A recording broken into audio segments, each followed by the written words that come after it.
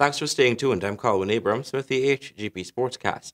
The victory eluded the Ghana national under-20 football team on Tuesday when they came up against the Cayman Islands in the CONCACAF Under-20 Championship at the IMG Academy in Florida. Here's more in this report. In Tuesday's kickoff of Group F, Match Day 4, the Cayman Islands won their first ever CONCACAF Under-20 contest in a trailblazing fashion after they clinched a 3-2 victory over the Golden Jaguars. In just the 6th minute of play, Ghana's Kelsey Benjamin gave the Jaguars the early lead, but the Cayman side delivered an equalizer in the 45th minute from Alberti Holness. The two teams then exchanged goals 2 minutes apart, with Kareem Foster in the 58th minute scoring for the Cayman Islands and Chris McKay in the 60th for Guyana. Jabari Campbell landed the decisive blow with a sensational curling right-footed shot in the 68th minute to earn the 3 points, which was the final blow for the Ghana team. In the second match of the day, it was a fierce battle between Central American rivals, with El Salvador edging Guatemala 2-1. Rudy Barrientos got his team off to a dream start with a goal in the 13th minute before Salazar Henriquez scored the first of his 2 goals via free kick in the 33rd to even the score 1-1. Both teams were on the hunt for a winner, and Henriquez would oblige, converting a header in the 59th to give El Salvador the 3 points. Coach Wayne Dover spoke with Nightly News by telephone from Florida about the performance of the Under-20 Jaguars. Guyana played yesterday against Cayman Island.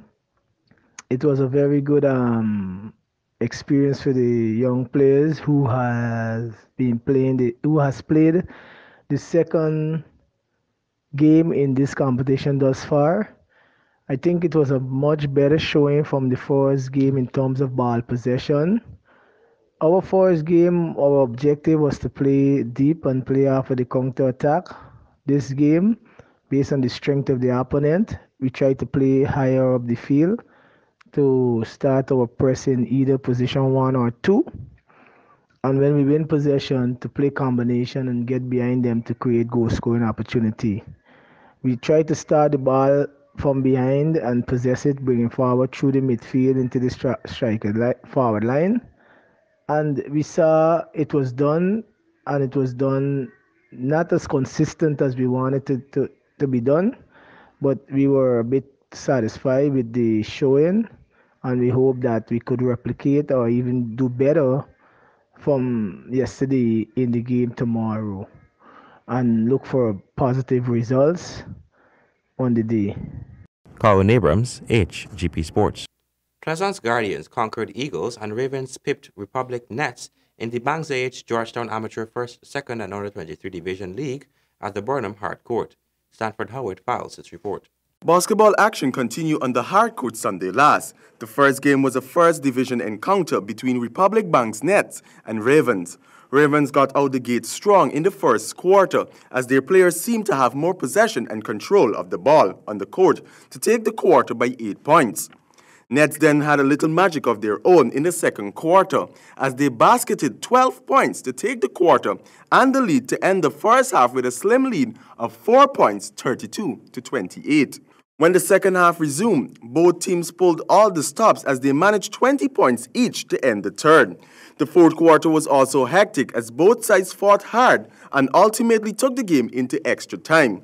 That's when Ravens wore down the Nets to take the win, 73-70. The final match of the night was between Guardians and Eagles in the Under-23 division. The Guardians wasted no time throughout the match as they walked all over Eagles by dominating the first half to end with a 21 points advantage over Eagles. The second half was no different as Guardians maintained their momentum and control over Eagles to take the game 82-67. Reporting for the HGP Sports, I am Stanford Howard. Dolphin triumphed over Mariam Academy and Annandale defeated Queenstown on Monday, while on Tuesday IFLOT dismantled Queen's College and WCSS and Virgin Nugent drew in the Guy All-Trade Winds Under-18 school football competition. Stanford has more. The Under-18 football tournament continued with 2 days of exciting action. On Monday, we witnessed the first match between Dolphin and Marian Academy. Jude Young in the 9th minute opened his side's account and Shamar Welch in the 29th minute. doubled their lead as Marion tried with a few shots of their own, but failed to hit the back of the net, as Dolphin held them off to hold on to their 2-0 lead to end the first half. Karen Dazel netted another for Dolphin a few minutes into the second half, giving them a 3-0 lead, as Marion strikers continued to fail to get one past the Dolphin keeper. It was late in the game when Daniel Lowe of Marion in the 60th minute sneaked one in. That was the only goal for his side, as Dolphin won the match 3-1. The next match between Annandale and Queenstown, the East Coast boys made light work of Queenstown with 3 goals, coming from Sean Haywood in the 9th minute, Omari Glasgow in the 43rd minute, and Jamar Harrington in the 71st minute, to give their side the 3-0 win. In Tuesday's fixtures, the first match between Wisma Christianberg Secondary and Virgin Nugent ended in a draw, with Ronald Macy in the 26th minute, who gave Virgin Nugent the lead, and Wisma Tyrese Lewis in the 43rd minute drew the match. The final match on Tuesday was an onslaught by IFLOT when they went up against Queen's College. 13 goals were scored in that match, 11 of which went to IFLOT. 5 goals were scored by Anthony Ben in the 4th, 28th, 29th, 52nd, and 66th minute.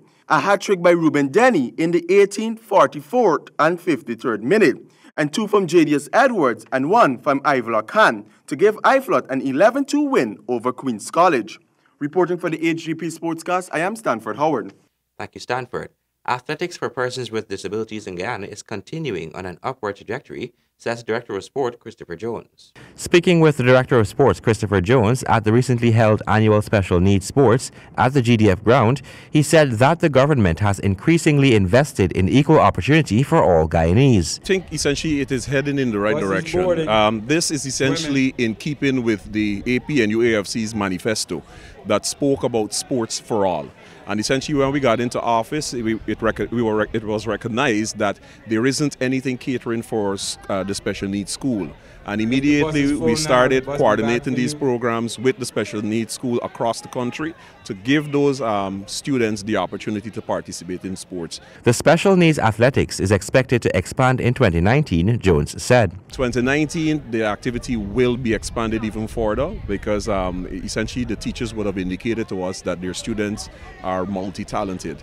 And the only way they will be able to participate in all of the various sporting activities is that the event will have to be perhaps like a 3-year span.